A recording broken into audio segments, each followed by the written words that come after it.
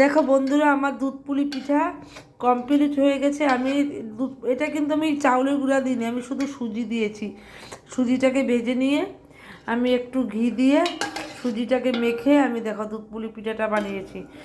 কেমন হয়েছে আমার দুধ পুলি পিঠাটা অবশ্যই কমেন্টে বলো। এখানে আমি ঠেকুয়া ভাজছি, বাপরে বাপ এত টাইম লাগে। দেখো এখানে ভাজা আমার হয়ে গেছে, আর এখানে আমি যে ভাজতেছি আর কয়েকটা আছে। দেখো দেখো এগুলি করতে না, এগুলি ভাজতে না বহুত টাইম লাগে বন্ধুরা, কি বলবো জানো, একদম মানে বলার মতন কিছু নেই, এত টাইম লাগে। দেখো আমার হাতে বলে বহুত টেস্ট হয়। সবাই বলছে এখন, সবাই বলছে আমাকে বানিয়ে খাওয়াও, আমাকে বানিয়ে খাওয়াও, দিদিভাই বানিয়ে খাওয়াও। না, আমার তো জানো, কেউ বললে বানিয়ে খাওয়া, না বানালে ভালো লাগে না। বন্ধুরা তোমাদেরও নিমন্ত্রণ তোমাদের দিদিভাইয়ের বাড়িতে।